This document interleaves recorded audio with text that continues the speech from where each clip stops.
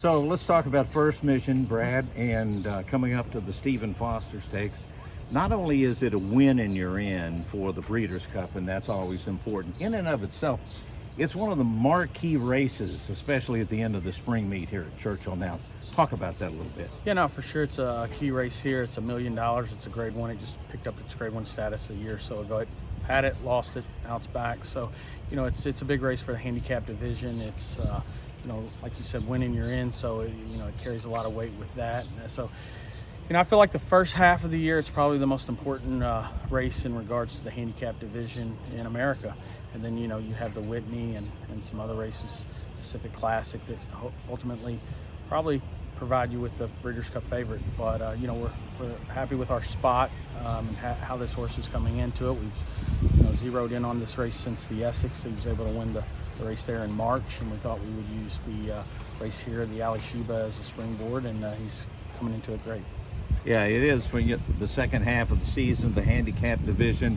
This race kind of starts off the second half of the season for these horses, these 4-year-olds and up. Right, for sure. And we've obviously, our goal is to get this horse to the Breeders' Cup, and we're thinking that this would be one of the races along the way. What happened in Pegasus? I don't really think he liked the track. He was training really well leading up to it. We really liked him. We went into the race with a lot of confidence, but they broke and just kind of got outfooted early. Didn't handle the kickback. You could kind of tell early on. I was watching a race on television. You can kind of tell the horse wasn't taken to the track, wasn't taken to the kickback. A lot of horses don't down there. We've shipped in and out of there for years, and you can tell the ones that like it. And oftentimes you got to be forwardly placed there to overcome the surface. We didn't wheel him back super quick out of the Pegasus. We shipped him back to New Orleans. Thought they may have lost a little weight with the ship down and back, and thought we would let him tell us when he was ready to start, get back on the work tab, and it all worked out. He really trained really well leading up to the Essex. We expected a big run out of him, and we got it. So in your mind, is he kind of 2 for 2 on the year? You just sort of throw out the... Yeah, I'd throw it out. Yeah, I mean, it's the only blemish really on his record, or on his, it's the only time he didn't show up and run. And you could tell, going into the first turn, and really when they turned up the backside, it was not going to be his day. So, we like I said, draw a line through that one, and he's, got a really nice race record aside from that one day. How do you feel like he compares to the rest of the division?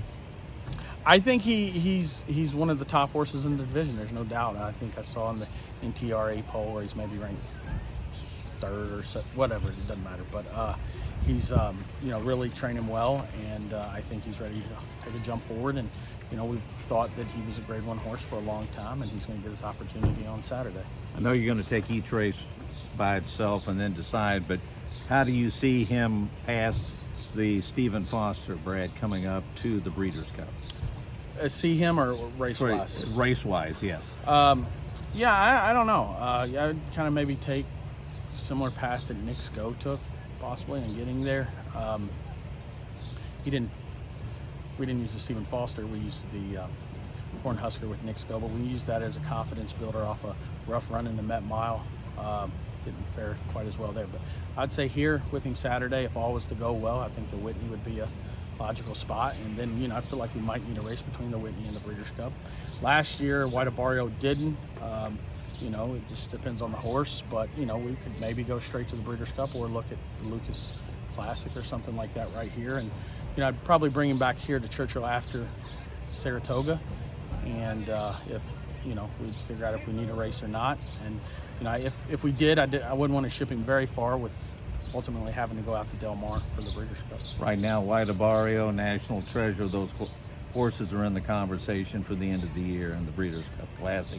How do you see those at this point? I see National Treasure as being the leader in the division. He deserves to be.